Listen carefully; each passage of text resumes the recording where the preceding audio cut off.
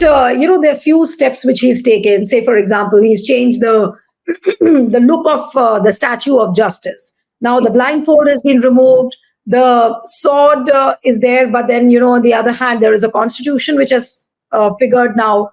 What do you think has been achieved by removing the blindfold? Though they are saying that we are trying to wipe away the colonial memories, and we've changed the statue. Now she looks like a goddess. What do you have to say as a judge when you see the statue of justice being changed? How would you feel? Don't you think the position that he has taken at two different points? One by saying, that the judgment of Ayodhya, he looked to God. And on the other side, he says that where justice is concerned, constitution is supreme and sacred. Aren't these two contradictory things that are being said? Completely contradictory. And it's evidently contradictory. You can't even support and say, no, this is for this reason or that is for this reason. Obviously, it's not true. It's not correct. But is Justice Chandrachud making things very, very evident? There are times when the judges do whatever they want. They do it discreetly. But here he's making things so visible, whether it is the Ganesh Aarti, whether it is now a statement saying that I sought God's help in the Babri Masjid verdict. Is he trying to make this into a pattern so that the other younger judges also learn from him? I'm just wondering what is the kind of lesson which he leaves behind for the other judges, for the younger lawyers. Nobody is going to learn all these lessons, let me tell you, Neelu, unless they think, similarly. They will not, take lessons from him. Political dividends. If it is giving you political and rich dividends, why wouldn't the judges do? There are examples of so many who've quit their judiciary and they have joined BJP and RSS. Yes, they have. So, it is up to them, but he does not set an example. After all, what are the judges? The judges are also, they are coming from the same society as we are, presently. So there are lots and lots of people who think, as you said in the morning, you did a show and you were trolled saying, paap hai, aur ye hai, wo hai, and all that. So it's, this is the mindset. If that's the mindset, this is the natural outcome of a mindset. No, but coming back to the statue of justice, do you think that the justice will be better delivered after changing the statue? Oh God, this is another joke. Come on. You know what, Neelu? When we were practicing, I won't take names, there was one judge in Patna High Court who was corrupt. Okay. But he was blatantly so. And he would sit in the court, a brilliant man. Okay. And he had no pretensions to honesty. And we all used to love him, because he was so honest. You see, that is one quality. So instead of saying something and doing something else, please be honest. Please be honest to yourself and please be honest to the others as well. Who are you trying to fool? I really feel insulted, that they think we are so intellectually challenged that we can't see through all this. Come on. Who are you trying to fool? No, but what have they achieved by changing the statue of justice? Is he trying to serve another agenda, which is of the RSS and the BJP? Is he trying to fulfill that? Because now the lady looks like a goddess, and I don't know how to describe it. Even it is grotesque to say the least. It doesn't look like a goddess, and as we imagine a goddess. It's the figure that there is. Oh God, it's the ugliest thing that you can see. Whoever being the artist, I don't know. It doesn't suit my aesthetic sense. Okay, now coming to another point which was made by Chief Justice D.Y. Chandrachud and which was of latest this Saturday only. And he said that the role of the Supreme Court as a people's court must be preserved for the future. But it does not mean that it has to fulfill the role of an opposition in parliament.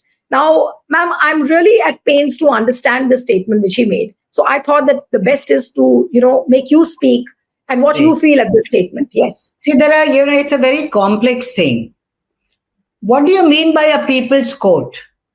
People's court is not something when, one person says, hang him, and the other person says, okay, don't hang him, and that's the end of the court. It's not like that. It's a very complex system. And therefore, there are lots of complex questions from it. Now, when you say it's a people's court, meaning even a common person can come to the court and ask, for justice.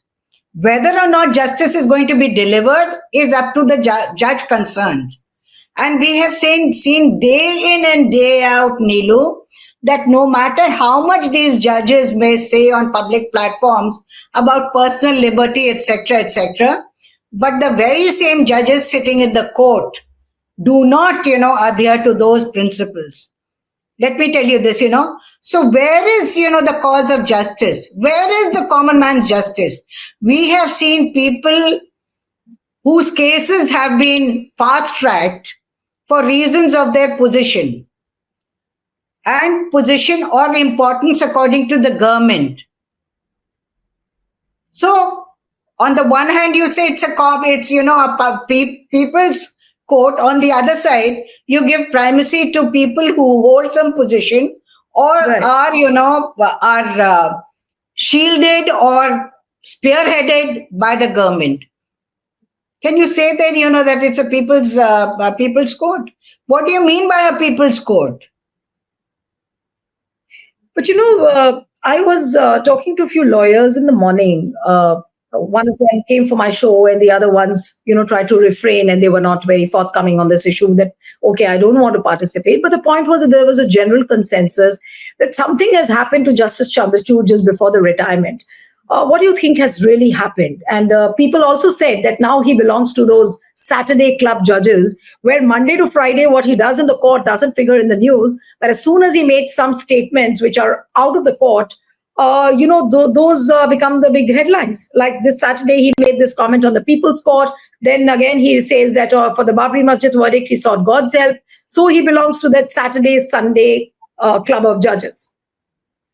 People, judges, as a rule, I think, quite a few judges really like that kind of focus upon themselves. I'm sorry to say this, but like, how much energy do they have? Till Friday afternoon, they are working. After that Saturday, they're zipping off here and there.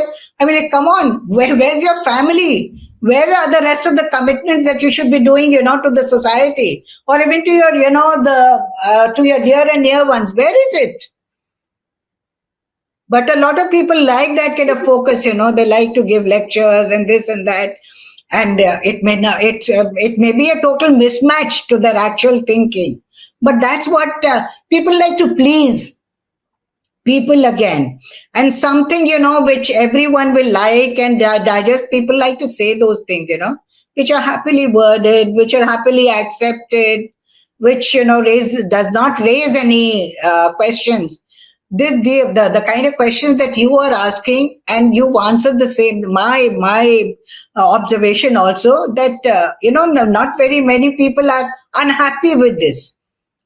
Most people are very happy with this. So you see, people start.